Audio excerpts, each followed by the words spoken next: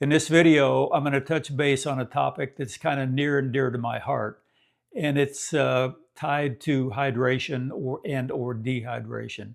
A few months back, I had an incident happen. It's called transient global amnesia, meaning I couldn't remember what I did earlier in the day. So I went to the ER, got checked out, then followed that up with a trip to my provider, and they really couldn't determine what the heck happened.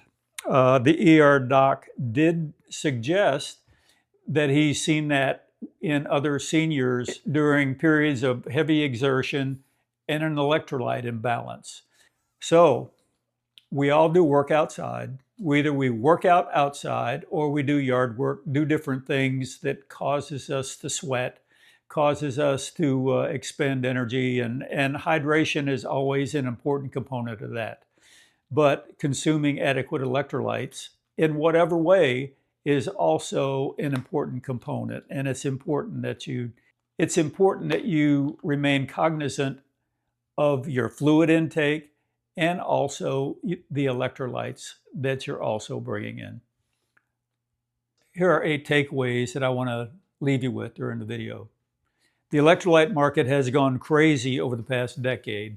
Part of that is due to very successful marketing. And ultimately, what we're faced with is a decision: do I buy packets, or can I come up with a recipe that works and is more cost effective? Or can I just take the electrolytes in with just a balanced diet? I mean, that's really what we're faced with. The goal is to maintain capacity, hydration, and performance as we age. Pay attention to your body, make informed choices, and stay consistent. All right, here we go. There's a lot of information here, but this speaks to the electrolyte risk for seniors.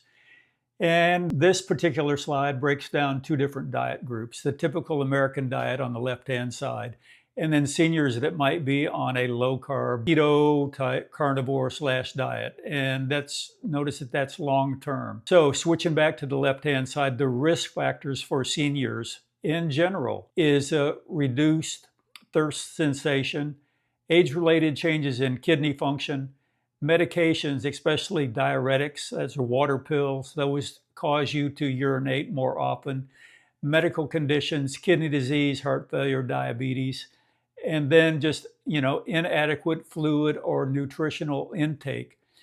The key point here: seniors are more vulnerable to dehydration and electrolyte imbalances than younger adults. It's important to stay hydrated, eat a balanced diet, monitor your medications and your health conditions. So for those that are on a low-carb diet, and I'm not talking just transitional, where you might experience the keto flu, I'm talking longer-term use. All of the risk factors that I just mentioned still apply here. Increased sodium loss through the kidneys.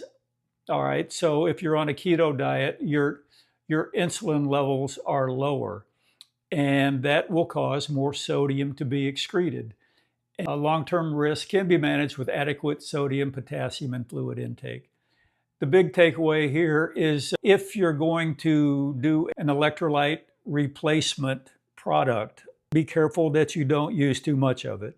They're going to have directions and a recommended dose. It's very important that you follow that, and just not every time you decide to hydrate, put in a packet of that electrolyte replenishment, because there can be toxic levels of that stuff. So follow the directions and follow the medical advice from your provider. The bottom line is all seniors should be mindful of hydration and electrolytes. In this slide, I wanted to give you a visual of the different electrolytes that are generally found in those packets, and also a visual on what foods give you those same electrolytes, and also tell you about how much of those foods you did to eat. But real whole foods provide electrolytes along with vitamins, minerals, and nutrients your body can actually use without the high cost of electrolyte powders. So it's important to not only maintain your hydration, but take in the electrolytes that your body needs. So this slide speaks to what is important to all of us, and that's saving a little bit of money. So if you want to buy an expensive packet, if your budget allows for that, or if you just like the taste of some of the more expensive products, then that's fine. YouTube has a lot of people that share their individual recipes, and it's really just going to be trial and error for you on what works with you. But this is essentially the same thing. You'll just have to make it so that you can make something that's palatable and reasonably pleasant tasting for you. So when it comes to electrolyte replacement, be careful with stuff like this. And I'll cover up the name, but this is water and sugar. Water is the first ingredient, then it's cane sugar, and then it's dextrose, another kind of sugar. Way down at the bottom is the sodium, magnesium, stuff like that. So be careful with this type of thing. Pay attention to what's inside. Now, how I start my day every morning is I will use Celtic sea salt. I'll put a pinch in my glass of water and a little squeeze of lemon. And that is how I start my day. That's what I drink first thing in the morning.